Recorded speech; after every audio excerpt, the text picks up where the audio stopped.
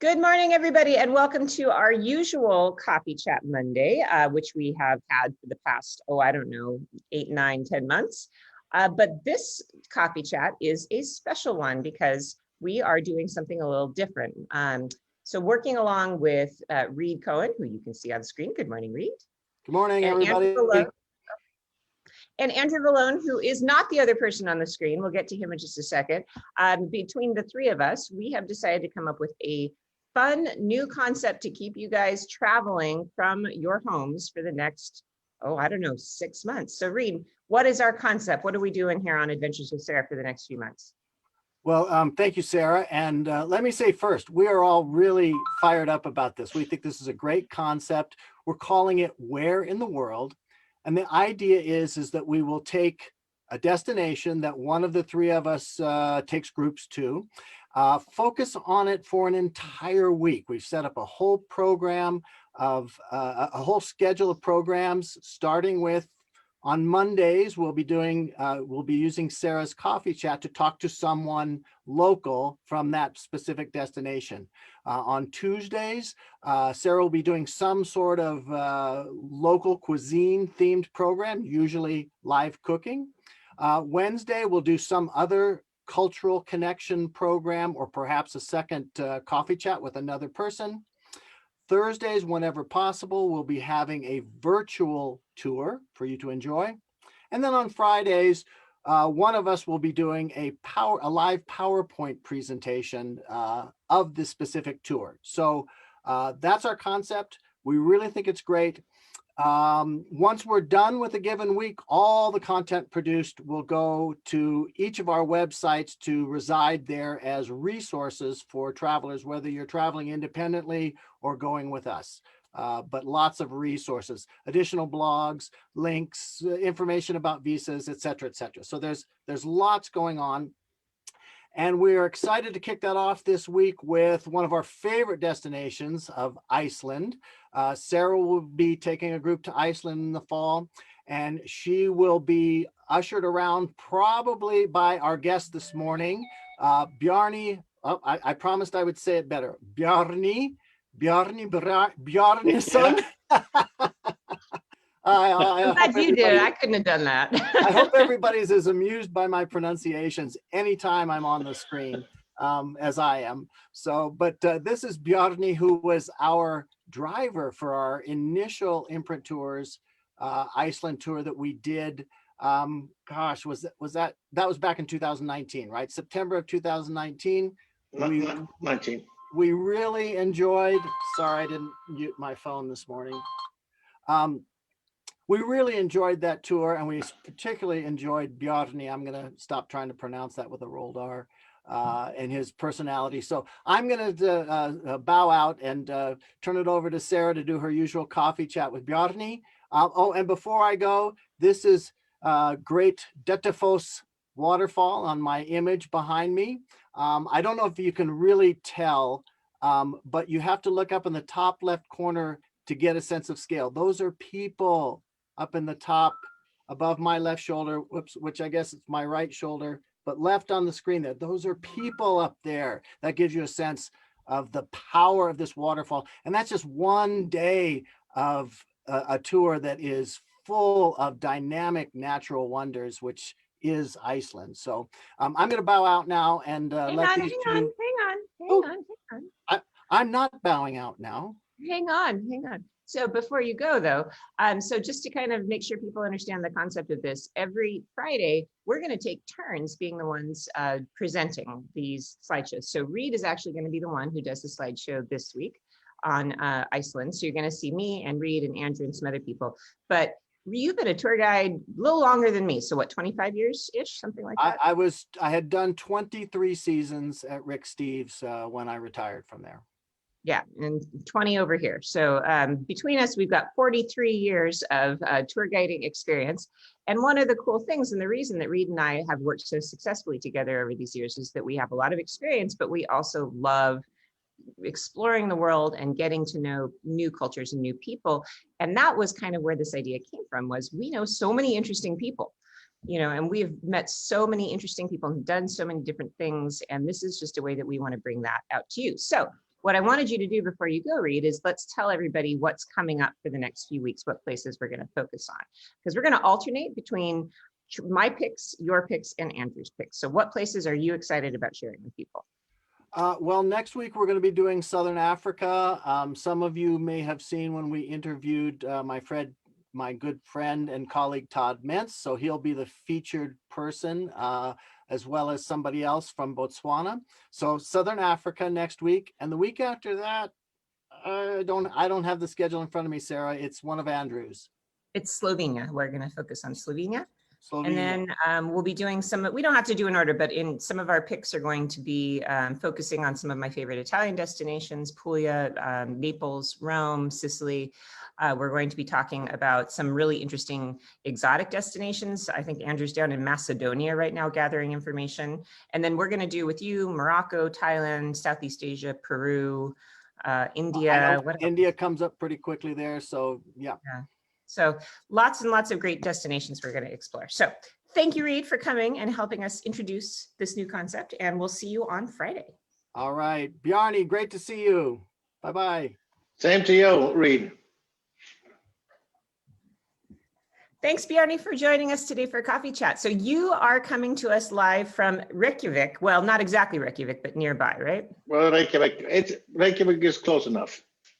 All right, close enough. It's So not I far make away- far maps away. as like one of my little side businesses right now. So can you recognize, where is this? Can you see the fabric?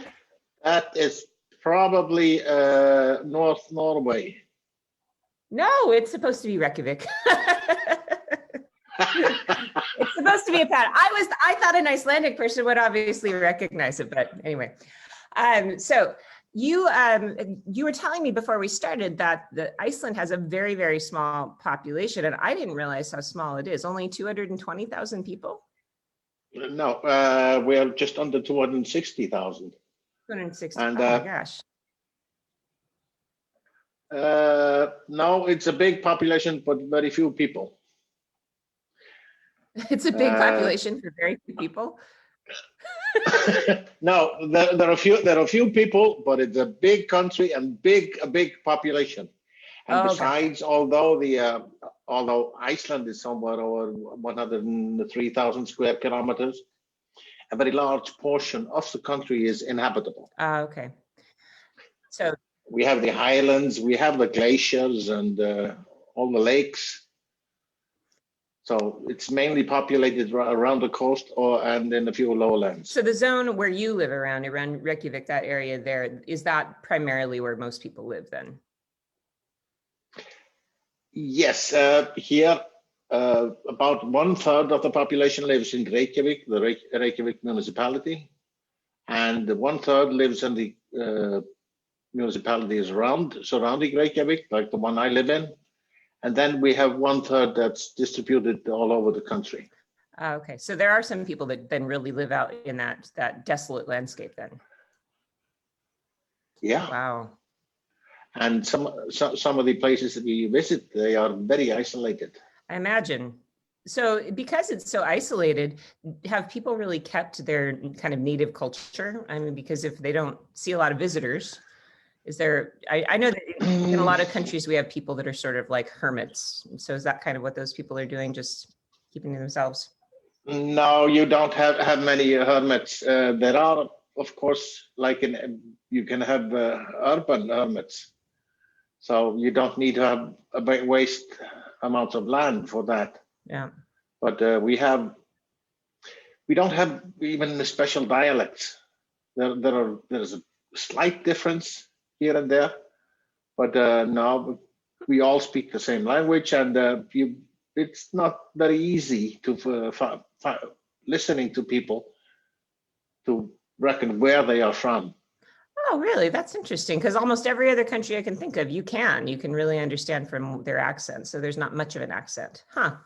All right. So for people who have never been to Iceland before, just to kind of set the scene. So how long does it take to drive all the way across Iceland, just to give a sense of the scale?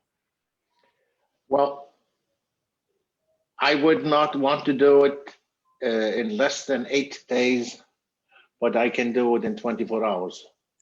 It takes 24 hours The to ring drive road, across the ring road is 1,400 kilometers.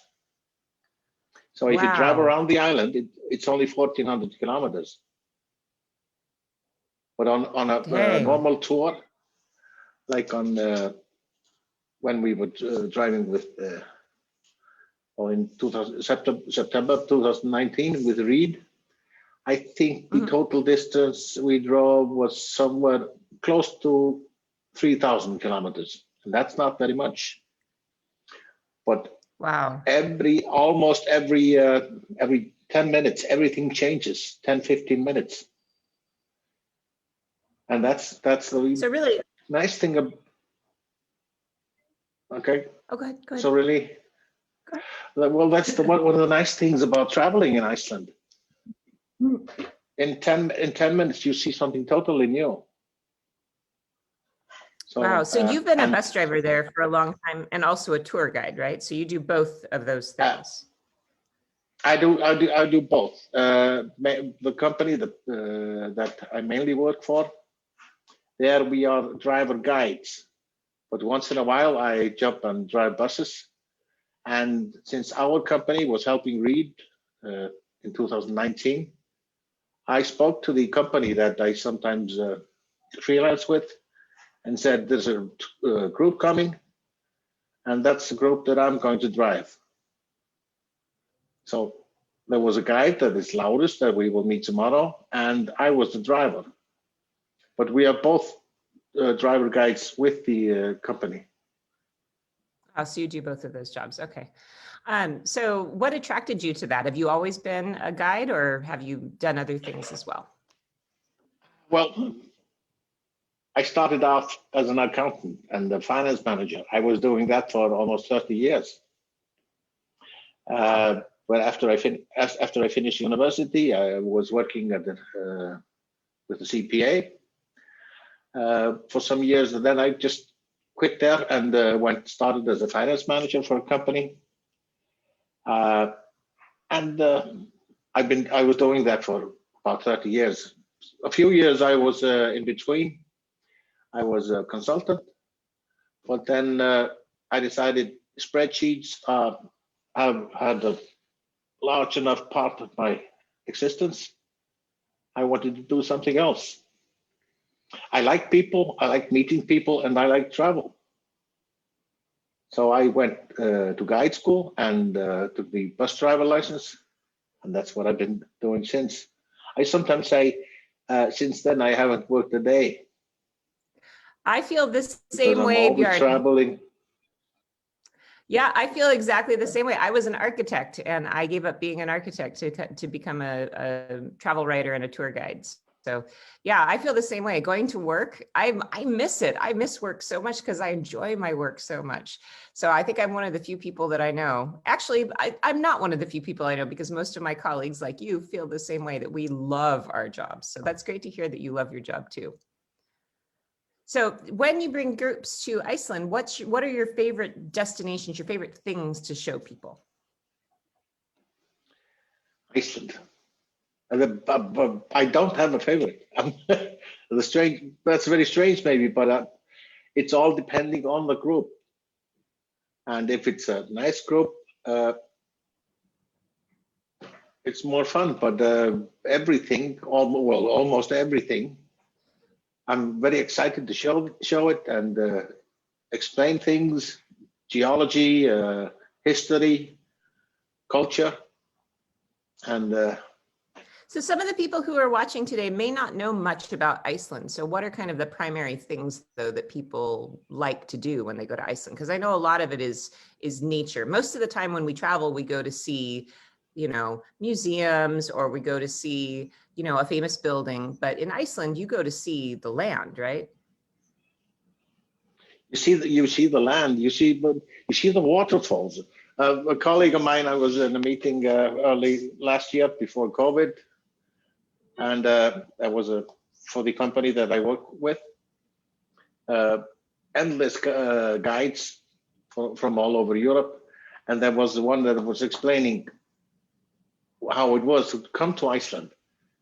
She had come on one of our tours, and she said, "Well, You come somewhere, there's a waterfall. Then you drive a few minutes, there's another beautiful waterfall. And in between, there were two waterfalls. You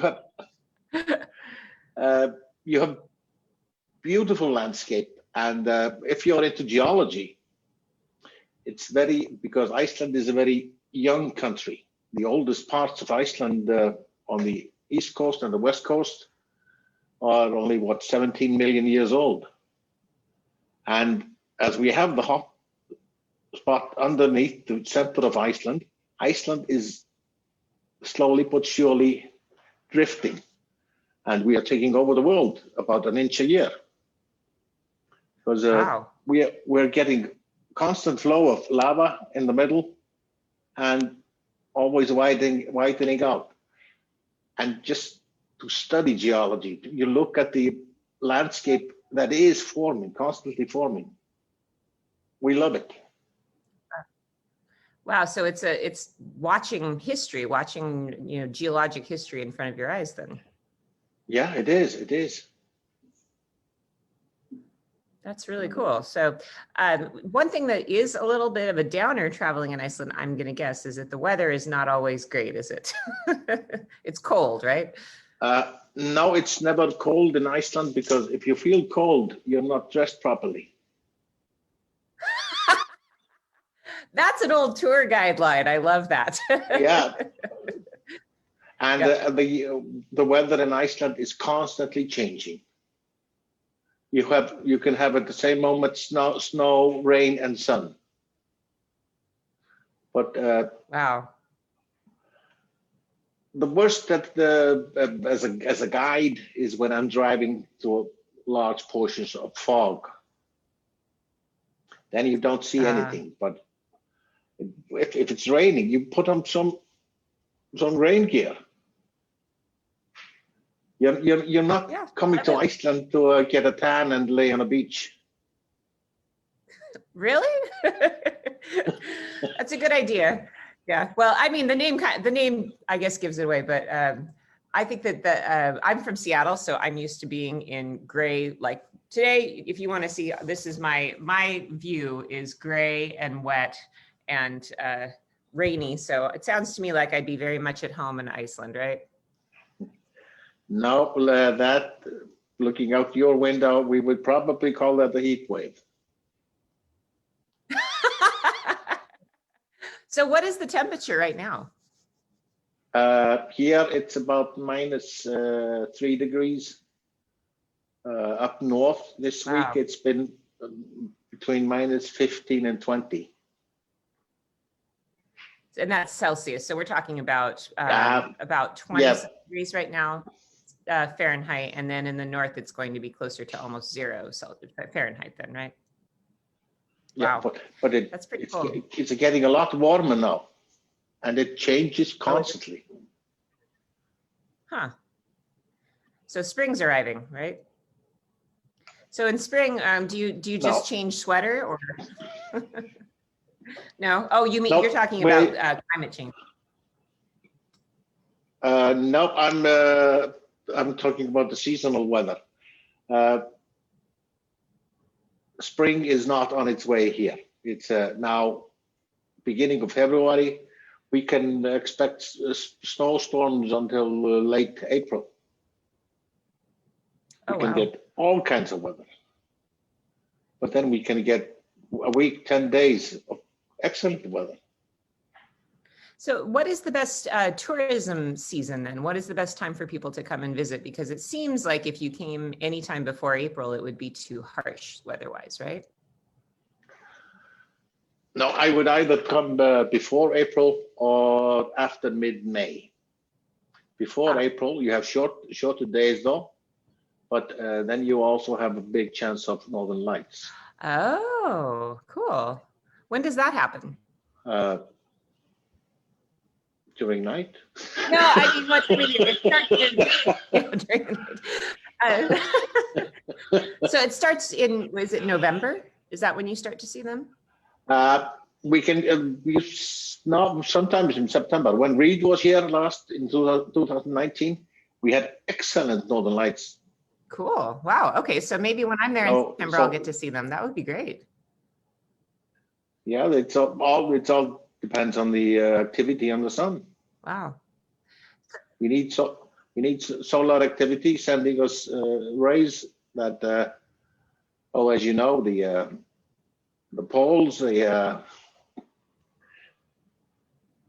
drag the rays from the sun and pour them around the poles. Okay.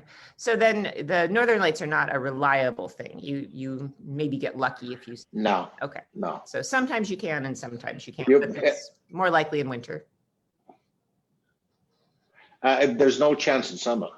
Okay. You need there are a few. Let's say you need only 3 things to simplify it for Northern Lights. You need clear skies, so you can see up to the stratosphere. You need solar activity. That means we need outbursts, preferably from the sun, and we also need we need to get out of the light pollution. As you know, if you're in a city, you see almost no stars. If you drive out of a city during night, you suddenly see a lot of stars. It's the same with the aurora or the Northern Lights. It's much more likely, if they're not very strong, that you see them. But sometimes we have excellent Northern Lights just here at home. I go to my balcony and sometimes look at the Northern Lights. Wow, that must be magical. Yeah. So then for people visiting, you kind of need to find that if you want to see the Northern Lights, if that's an important part of your trip, you need to find that balance then, because it would seem to me that I would want to go to Iceland in like July, right? Because that's going to be the nicest weather, but then you don't get the chance to see the lights. So you're suggesting sort of spring or fall as the best time, right? No, not suggesting, I'm pointing out, because I love the summer tours. The summer tours, there you have possibly 24 hours of daylight. Wow. So you can have nice long days. You can see a lot of things. Yeah. Yeah. Well, if I'm taking tours in midwinter and I have 4.5, 5 hours of daylight, that gives us very, very tight restrictions of how long I can stop at a beautiful spot or anything. Much of the time, too much of the time sometimes goes into driving between spots because I want to show so many things, so many beautiful things that I just love. So. Yeah. No, I know the feeling. I mean, it's the same sort of thing when I'm guiding in any other country. I mean, I'm thinking about Morocco, how it's like if you have the late spring, you've got so many hours of sun on the desert, but you don't have any time at all if you're in the wintertime. So yeah, it's hard to balance, you know, what is the perfect time to go, because each time seems to have its bonuses, right? Its benefits. Yeah. So even if somebody's traveling, go ahead. There's a little delay here. Sorry about that. Okay, you continue. No. Go ahead. You go. No, I'm lost my chain of thought. Okay. Well, what I was going to ask you is that because, as you said, you get every season within a day. You get snow, you get rain, you get sun. What do you suggest people bring? So I imagine you would probably suggest like lightweight sweaters and waterproof jackets. Would you suggest people bring boots? I mean, what's the terrain you're going to be walking on? You need hiking boots. There are like the background with reed. There's a small, easy hike, maybe 15 minutes or so, and relatively flat, but it's still a little bit hiking. You need rough hiking boots, waterproof. You need windproofs. You need hats. You need gloves, and you need something rainproof if the windproofs are not rainproof. But then you need a good sweater. But then you also need lighter clothes. We are always talking about the extremes. It can be windy, it can be cold, it can be snow and hail and all that. But once in a while, it's beautiful. So you need to be basically wearing all the clothes you own, like from a bikini all the way up to an Icelandic sweater, right? Just to be prepared. Yes, just to be prepared. And also on your tour, you will probably be going to hot tubs and hot springs. So, and the skinny dipping is not allowed everywhere. Not allowed everywhere. Only some places. Okay. Oh, I'm looking forward to the hot springs. That's going to be a lot of fun. So a lot of people, when they go to Iceland, the only thing actually a lot of people know about Iceland is the Blue Lagoon, but that's not the only hot springs, is it? No, there are several hot springs. And if you're not taping, I can tell you that the Blue Lagoon, in my opinion, is both expensive, touristy, and crowded. But it's a lovely place. But you have great places to go, hot springs all around. So probably the Blue Lagoon is really good for people who are coming just like, a lot of people come just for an overnight. They do a layover in Reykjavik just so they can check out the Blue Lagoon. So that's a good thing for people who are just doing a short time. But for our purposes, because we're going to be there for multiple days, we're probably going to, it would be better for us to do one that's not so crowded and touristy, right? Well, the Blue Lagoon actually now, because of the lack of tourists, is great. But there are a lot of places that and almost doesn't matter how small the municipality is or the town is, everybody has a swimming pool, and almost all the swimming pools are heated with geothermal water.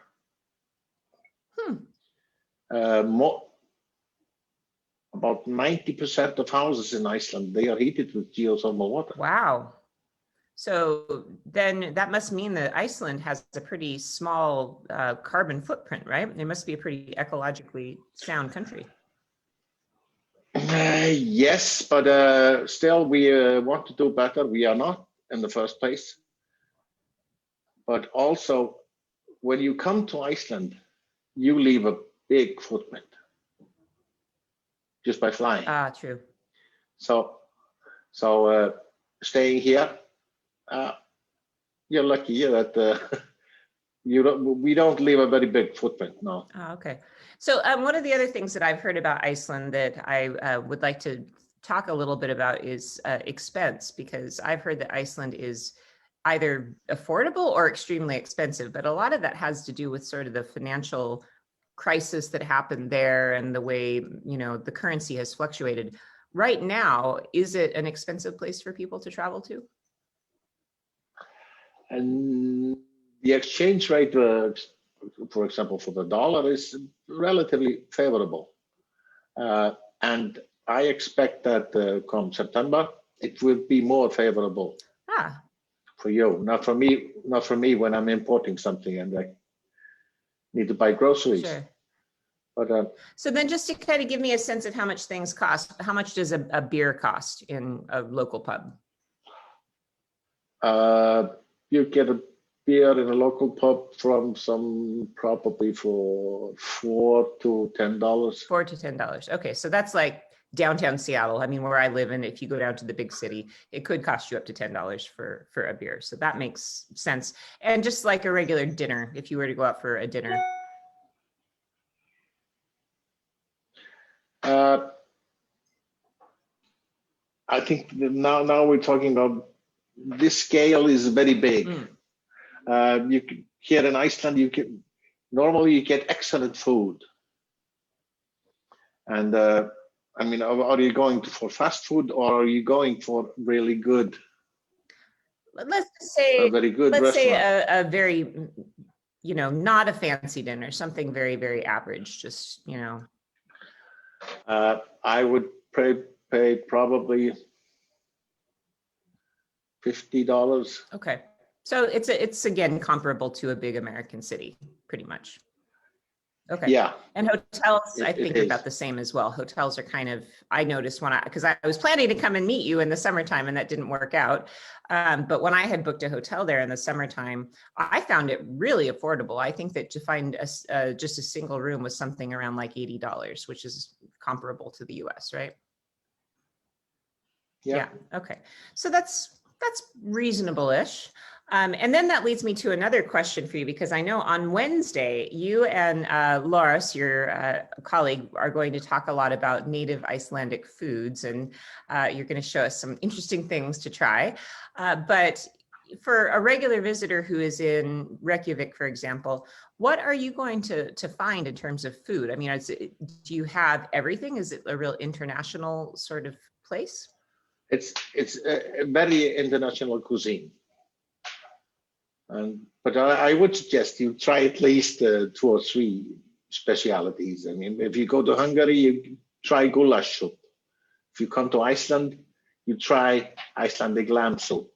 Oh, lamb soup. I wasn't And, expecting you to say, I thought you were going to say fermented shark.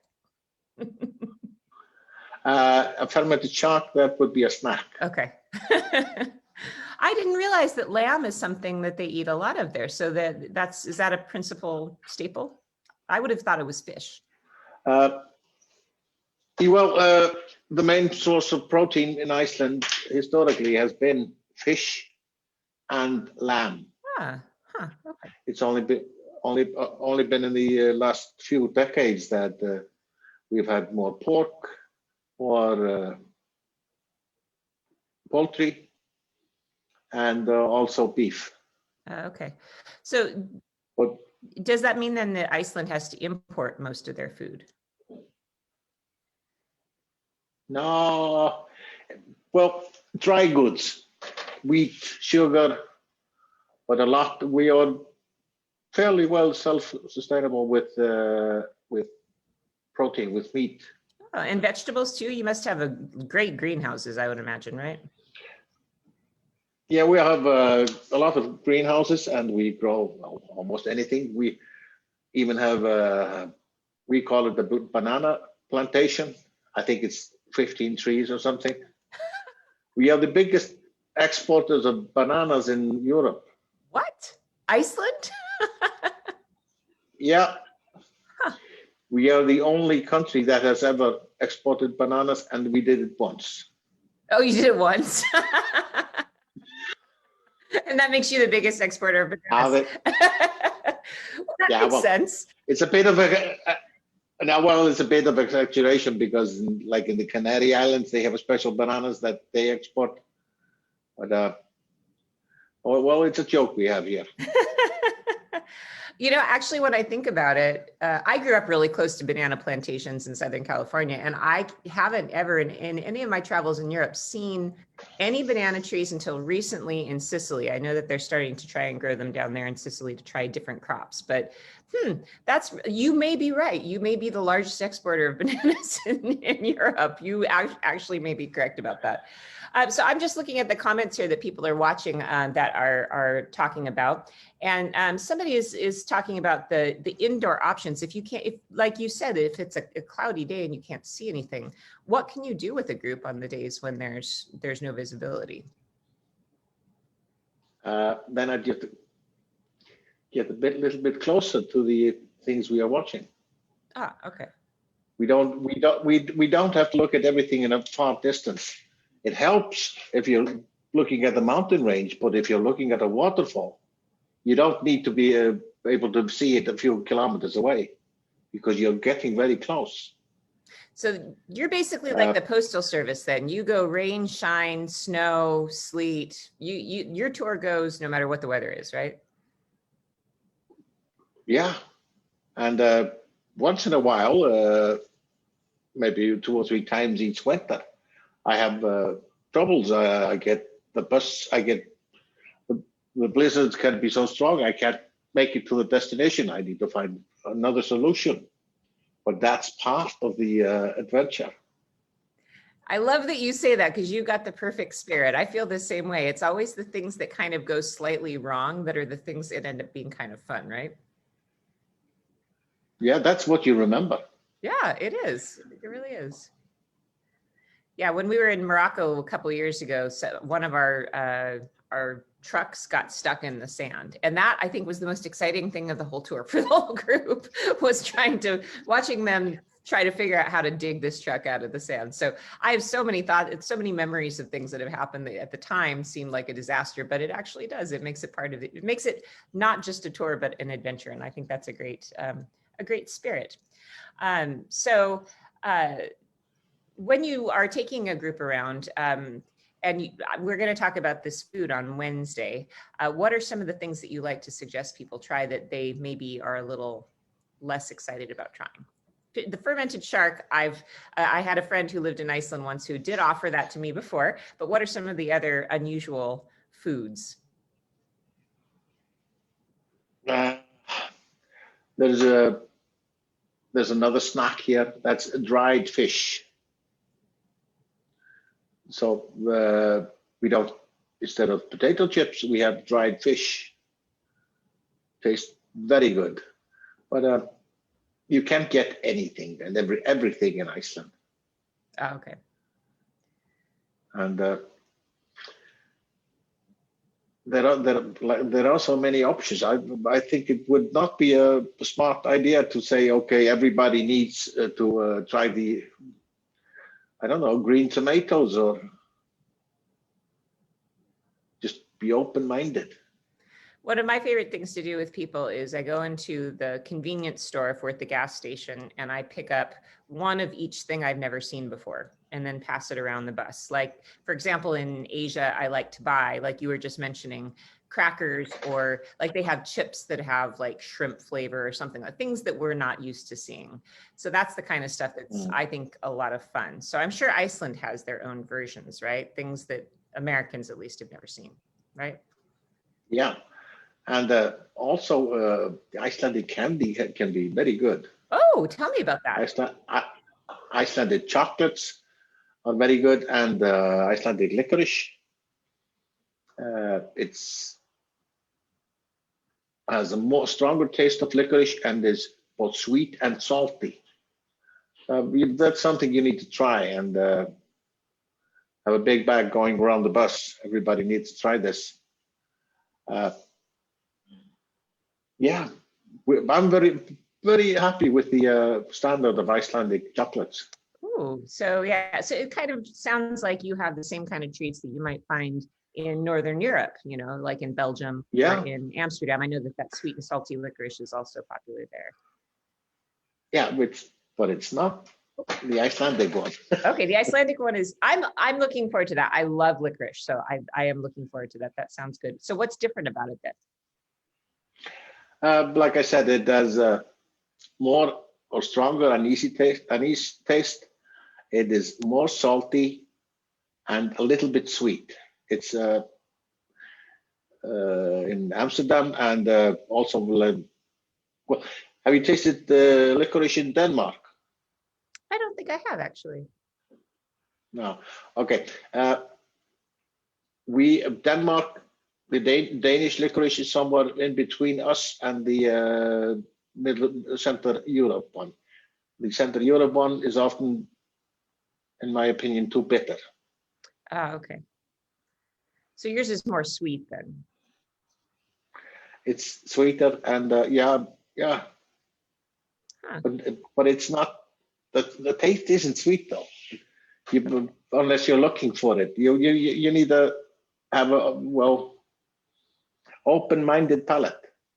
Huh. Okay. My dad is from Ireland, and his favorite thing is licorice all sorts. Have you seen those before? The British ones? Yeah. That's the ones that I really like. So this is something totally different that you're talking about, right? Yes, but all sorts is not very bad. Not bad. Not bad. It's a good try. It's a good try, but you. It's a good try. The Icelandic one. Yeah. But what you guys have going is even better. All right. Yeah. So I'm just curious because it's February and I know here in Seattle, it's pretty grim outside and a lot of people, especially because of coronavirus, everybody stays home. In Iceland, when it's the dark of winter, what do the people in Iceland do? Do they go out? Do they go, I mean, does it matter that it's snowy? Do people still go out and do outdoorsy things or do they mostly stay home and read or whatever? No. From mid-December until 15th of February, we hibernate. Ah, do you? Okay. So you stay home most of the time. Like bears. No, we do. Oh, you're joking. You eat a lot of berries in December and then you go to sleep for 3 months, right? Yeah, while they're fermenting. No, the weather changes constantly. We have great weather, and the worst thing is when there are strong winds, because the winds exaggerate everything. You get the cooling index factor or chill index factor, I think you call it. That can be very hurtful. So you need to dress properly, and if you dress properly, you're never cold. Okay, all right. So people tend to go out and they go do outdoorsy hiking kinds of things, and any time of the year. Yeah. Huh. Okay. Yeah. Well, I guess I'm just a wimp because I'm from California originally and I live in Seattle. So for me, this is very cold, but I guess you take it to a different level then. So I just don't dress properly. That's the message I'm getting. Yeah, like you were mentioning my Icelandic sweater earlier on. Yeah, you have a beautiful sweater. This is a sweater I use all year round. Oh. It doesn't get very warm during summer, and it keeps me from getting cold during winter. Huh. Okay. But it doesn't stop the wind. So if I'm wearing this outside and there's no wind, this is all I need. Wow. Okay. So just a really great sweater. That's kind of what you need primarily. And if people are coming to Iceland, is that one of the main things that people enjoy? I mean, I'm thinking when I go to Iceland, I'm buying one of those sweaters. Is that something people can find in a lot of the shops there? You can find that. Yeah, you can find sweaters in many places, and even one of the stops that we will probably be making in September is on the same day as we go to Dettifoss, the background from Reed earlier. Mm-hmm. There's a local market where the ladies in the surrounding area have been making sweaters, and they sell it in the market. Oh, wow. That would be so cool to buy a handmade sweater from the person who actually made it. That is fantastic. Yeah. Huh. Okay. Well, I'm looking forward to that part. That'll be fun. So I'm just looking through some of the comments and questions that people have in the chat here. And I've seen a few people just ask if you have any just general tips about traveling in Iceland. What are your general ideas? Of course, the number one general tip, it sounds to me, is bring the right clothes. But any other tips about coming to Iceland? Allow a lot of time for everything or anything, and don't plan your trip that you're seeing too many things for each day. Because when you stop somewhere, you don't want to stop there for 3 minutes. You might want to stop for 2 hours, and for 2-hour stops, you can't do too many of them each day. Okay. But there are so many things you can do, and also if people are traveling on their own, they really need to study maps. Because it's very easy to overestimate your ability to drive between spots. So probably a good idea for people. I have used Google Maps in the past and found that fails big time when you're traveling, especially in places you don't know. So would you recommend picking up a paper map ahead of time? No, Google Maps is pretty good. Is it good there? Okay. It's pretty good here. I've been astray, but Not in Iceland though. Okay, so just kind of familiarize yourself with what's possible. And so you generally have observed that people try to do too much in one day in Iceland then. That is, well, also some of the guys. It's difficult to. There are so many places, so many things I want to show, but I don't want to rush people. You are on vacation. You're not supposed to be running between spots. True. You're supposed to enjoy each moment, and that's something you know probably yourself as a guide. You don't want to be constantly rushing people. Yeah, it's true. You need to bring good clothes, be open-minded and relaxed. Yeah, well, and I think one of the main things that we as guides know is that your day will never go the way you planned it. You can have all the best intentions in the world, but in all of the tour guiding days, I mean, I've guided thousands of days in my life, and I honestly don't think a single one of them went exactly the way I had it in my head in the morning. But that's okay, right? Yeah, but well, what I do, I pick out maybe 5-10 spots I want to do, and then I just improvise. Yeah. If I have extra time, I add on. If there's something, and it's all depending on the group. How the groups comes together. Yeah. Yeah, well, the group that I have assembled for the fall, we're not quite sold out, but we're really close. And the group that I have is there. It's a bunch of people who are fantastic. It's some of my favorite travelers I've ever traveled with. So I think you're going to have a lot of fun. The core group, I call them the ladies, and they're spectacular, very funny, and just joyful people. So I think you'll really enjoy meeting them. Well, I think that that's about all that we have time for today, but I wanted to thank you so much, Bjarni, for joining us today and having a chat about Iceland. And looks like there's quite a conversation going on the chat. So people are consulting with each other about trips to Iceland. It sounds like a lot of people are planning to go. If you are interested in going to Iceland with me, I'm going to go in September. We are getting close to sold out, but we have a few spots left. And you can find that tour at imprinttours.com/Iceland, and you'll see our itinerary there. We're still accepting provisional reservations right now, so we're not taking deposits, just signing up, and then as soon as we know for sure it's a go, then we'll collect our deposits. And so I'm not sure I'll do Iceland next year, so if you want to go with me, you gotta go this year. But I don't know, I'm enjoying chatting with Bjarni so much, maybe I will do it the following year, so we'll see. I have a feeling that we're going to have a good time together, Bjarni. I'm quite sure. I'm confident, and I'll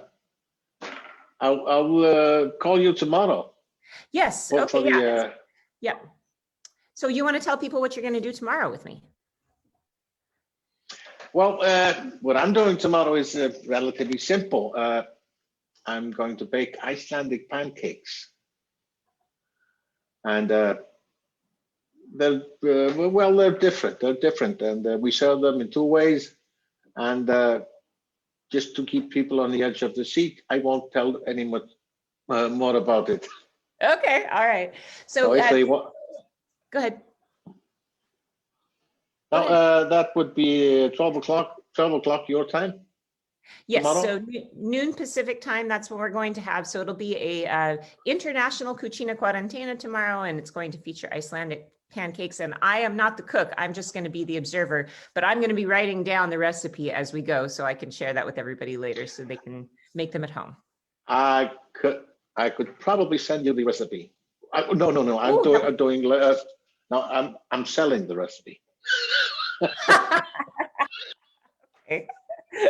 So, well, it depends on whether they look good or not, have the value at the end of the cooking tomorrow. So very good. Okay, so we'll see you again tomorrow at noon. And I really want to thank you so much for joining us today. It's been so fun to kind of get in the spirit of Iceland. And we're going to be doing something on Iceland every day this week. So thanks for teaching everybody a little bit about your homeland. Okay. So we'll see you again soon. Thank you so much, Bjarni. Yeah, thank you. Bye-bye. Okay, thanks everybody. We'll see you all tomorrow. Bye.